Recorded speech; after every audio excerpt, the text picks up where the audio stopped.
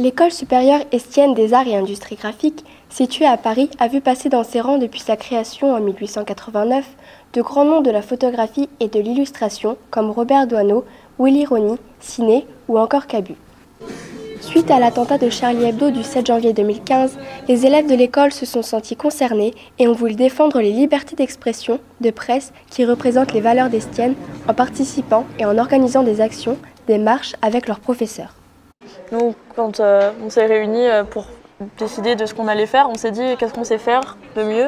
Enfin, qu'est-ce qu'on apprend à l'école? On apprend à dessiner, on apprend à mettre en page. Nous c'est ça, quoi. C'est notre support, c'est notre médium, c'est du papier.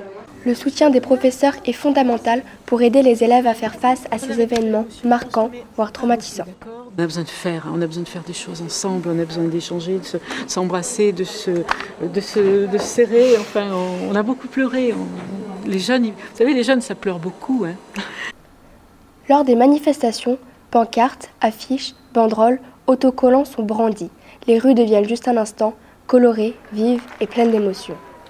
Charlie Hebdo, c'est la couleur, c'est l'esprit libertaire, c'est les années 70.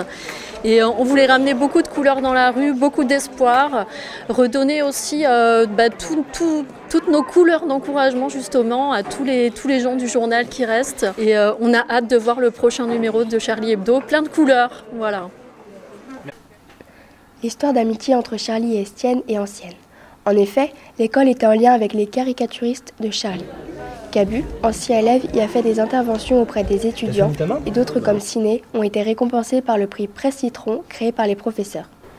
Ce prix a pour but de mettre en valeur le dessin de presse, qui est un genre malheureusement déconsidéré malgré le travail fourni par leurs auteurs.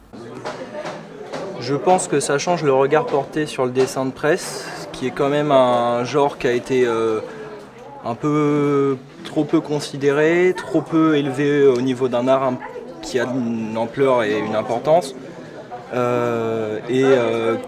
se rend bien compte que le dessin de presse, c'est en fait, on y était tous habitués, que c'est quelque chose de primordial, que c'est une des grandes branches du dessin, quoi. Ces étudiants en sont persuadés. Le rôle du dessin de presse et de la caricature est essentiel dans cette période troublée par les attentats terroristes qui menacent les libertés et les acquis démocratiques.